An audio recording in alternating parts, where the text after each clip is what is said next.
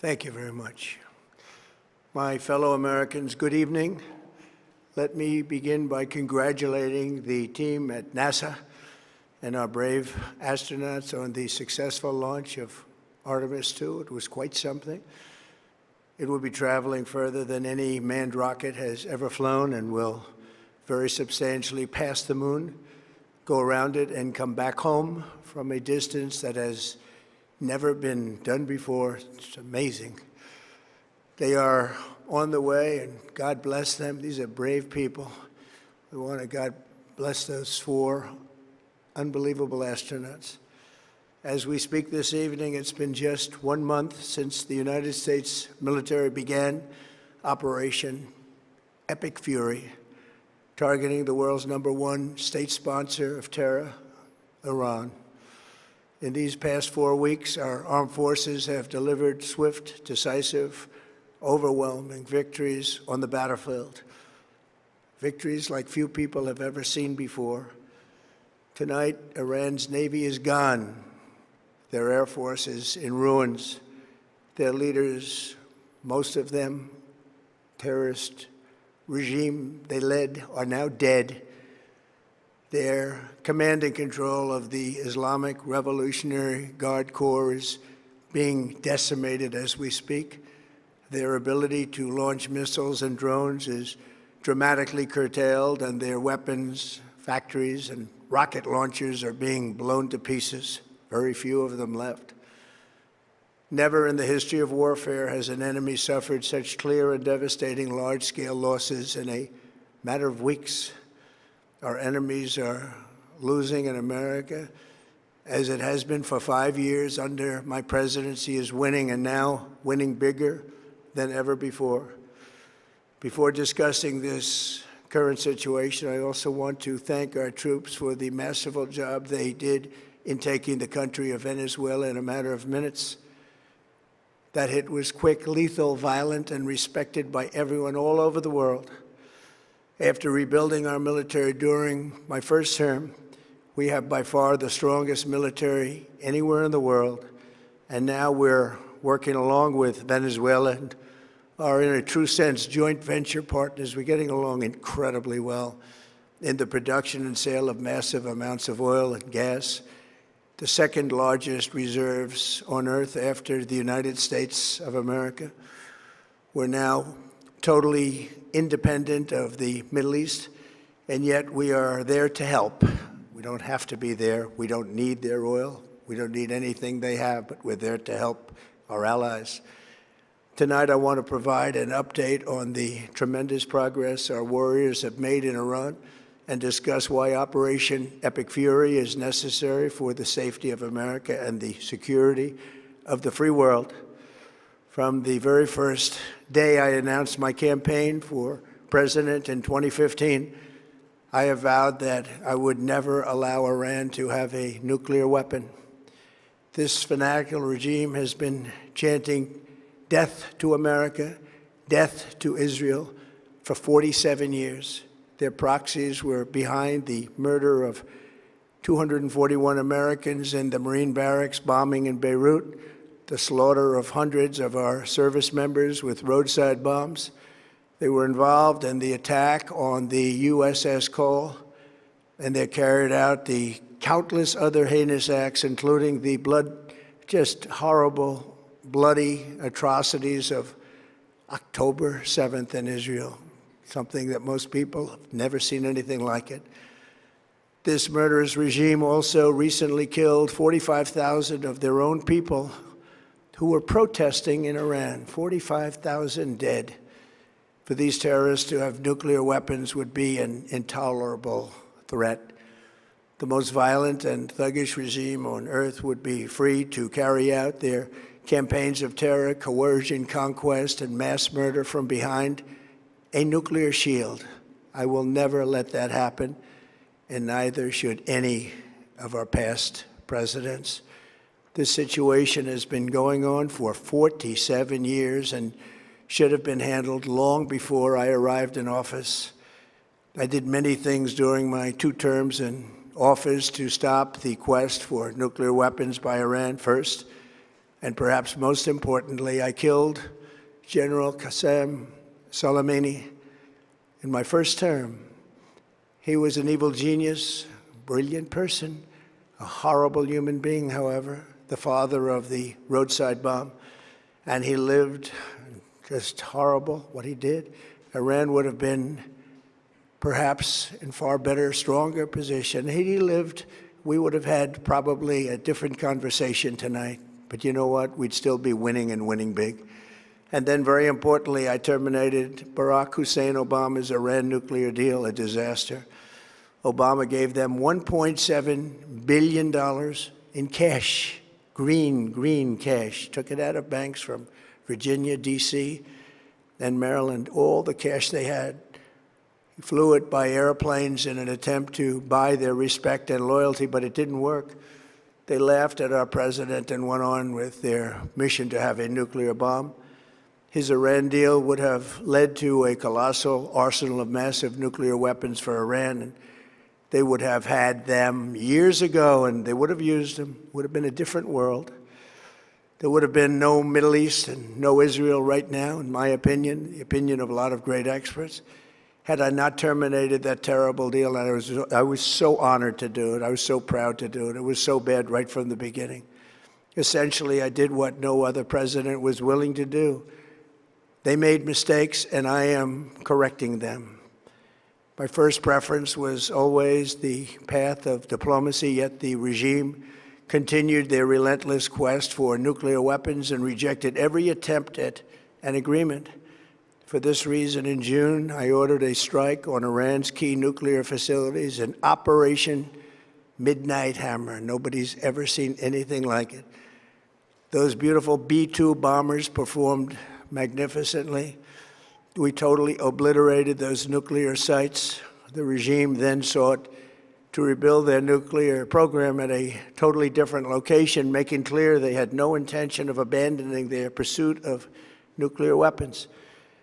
They were also rapidly building a vast stockpile of conventional ballistic missiles and would soon have had missiles that could reach the American homeland, Europe, and virtually any other place on Earth. Iran's strategy was so obvious. They wanted to produce as many missiles as possible, and they did, with the longest range possible, and they had some weapons that nobody believed they had. We just learned that out. We took them out. We took them all out so that no one would really dare stop them. And their race for a nuclear bomb, a nuclear weapon like nobody's ever seen before. They were right at the doorstep. For years, everyone has said that Iran cannot have nuclear weapons. But in the end, those are just words if you're not willing to take action when the time comes.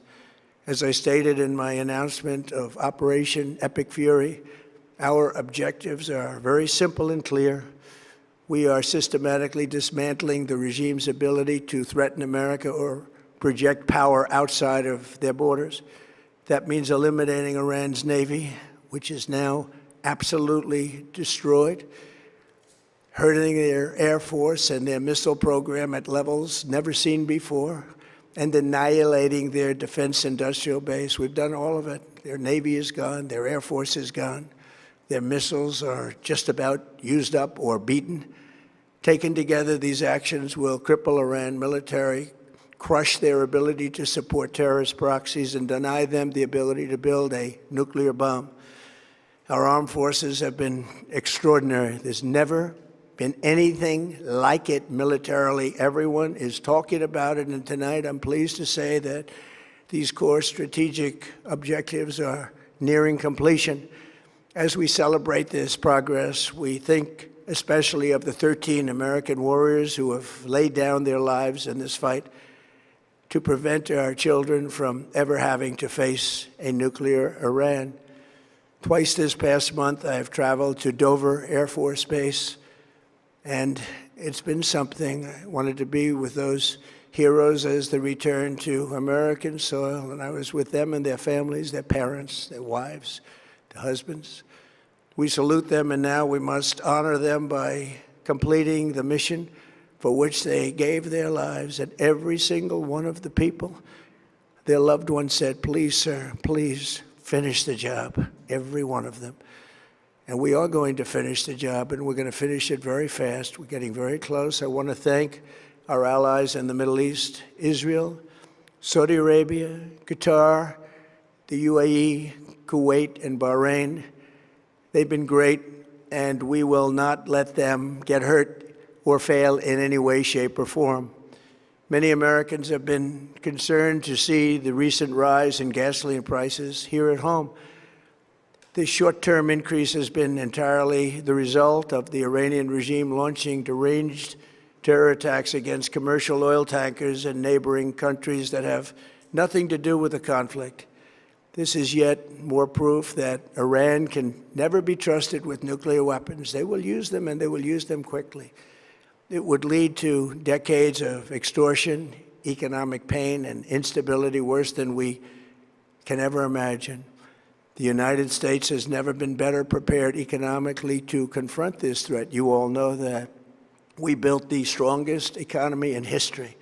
We're going through it right now, the strongest in history. In 1 year, we've taken a dead and crippled country. I hate to say that, but we were a dead and crippled country after the last administration and made it the hottest country anywhere in the world by far, with no inflation, record-setting investments coming into the United States, over $18 trillion, and the highest stock market ever, with 53 all-time record highs in just 1 year. It all positioned us to get rid of a cancer that has long simmered. It's known as the nuclear Iran, and they didn't know what was coming. They've never imagined it. Remember, because of our Drill Baby Drill program, America has plenty of gas. We have so much gas. Under my leadership, we are #1 producer of oil and gas on the planet, without even discussing the millions of barrels that we're getting from Venezuela. Because of the Trump administration's policies, we produce more oil and gas than Saudi Arabia and Russia combined. Think of that, Saudi Arabia and Russia combined. And that number will soon be substantially higher than that. There's no country like us anywhere in the world, and we're in great shape for the future. The United States imports almost no oil through the Hormuz Strait and won't be taking any in the future. We don't need it. We haven't needed it, and we don't need it. We've beaten and completely decimated Iran. They are decimated, both militarily and economically and in every other way. And the countries of the world that do receive oil through the Hormuz Strait must take care of that passage. They must cherish it. They must grab it and cherish it. They can do it easily. We will be helpful, but they should take the lead in protecting the oil that they so desperately depend on. So to those countries that can't get fuel, many of which refuse to get involved in the decapitation of Iran, we had to do it ourselves. I have a suggestion. #1, buy oil from the United States of America. We have plenty. We have so much. And #2, build up some delayed courage. Should have done it before. Should have done it with us, as we asked. Go to the Strait and just take it, protect it, use it for yourselves. Iran has been essentially decimated. The hard part is done, so it should be easy. And in any event, when this conflict is over, the Strait will open up naturally. It'll just open up naturally. They're going to want to be able to sell oil because that's all they have to try and rebuild. It will resume the flowing, and the gas prices will rapidly come back down. Stock prices will rapidly go back up. They haven't come down very much, frankly. They came down a little bit, but they've had some very good days over the last couple of days. We've done actually much better than I thought, but we had to take that little journey to Iran to get rid of this horrible threat. With our historic tax cuts, where people are just now talking about receiving larger refunds than they ever thought possible, they are getting so much more money than they thought. That's from the great big beautiful bill. Our economy is strong and improving by the day, and it will soon be roaring back like never before. It will top the levels that it was a month ago. I've made clear from the beginning of Operation Epic Fury that we will continue until our objectives are fully achieved. Thanks to the progress we've made, I can say tonight that we are on track to complete all of America's military objectives shortly, very shortly. We're going to hit them extremely hard over the next 2 to 3 weeks. We're going to bring them back to the Stone Ages where they belong. In the meantime, discussions are ongoing. Regime change was not our goal. We never said regime change, but regime change has occurred because of all of their original leaders' death. They're all dead. The new group is less radical and much more reasonable. Yet if during this period of time no deal is made, we have our eyes on key targets. If there is no deal, we are going to hit each and every one of their electric generating plants very hard and probably simultaneously. We have not hit their oil, even though that's the easiest target of all, because it would not give them even a small chance of survival or rebuilding. But we could hit it, and it would be gone, and there's not a thing they could do about it. They have no anti-aircraft equipment. Their radar is 100% annihilated. We are unstoppable as a military force. The nuclear sites that we obliterated with the B-2 bombers have been hit so hard that it would take months to get near the nuclear dust, and we have it under intense satellite surveillance and control. If we see them make a move, even a move for it, we'll hit them with missiles very hard again. We have all the cards, they have none. It's very important that we keep this conflict in perspective. American involvement in World War I lasted 1 year, 7 months, and 5 days. World War II lasted for 3 years, 8 months, and 25 days. The Korean War lasted for 3 years, 1 month, and 2 days. The Vietnam War lasted for 19 years, 5 months, and 29 days. Iraq went on for 8 years, 8 months, and 28 days. We are in this military operation, so powerful, so brilliant, against one of the most powerful countries for 32 days. And the country has been eviscerated and essentially is really no longer a threat. They were the bully of the Middle East, but they're the bully no longer. This is a true investment in your children and your grandchildren's future. The whole world is watching, and they can't leave the power, strength, and brilliance. They just can't believe what they're seeing. They leave it to your imagination, but they can't believe what they're seeing, the brilliance of the United States military. Tonight, every American can look forward to a day when we are finally free from the wickedness of Iranian aggression and the specter of nuclear blackmail. Because of the actions we have taken, we are on the cusp of ending Iran's sinister threat to America and the world. And I'll tell you, the world is watching. And when we do, when it's all over, the United States will be safer, stronger, more prosperous, and greater than it has ever been before. May God bless the men and women of the United States Armed Forces, and may God bless the United States of America. Thank you very much, and good night.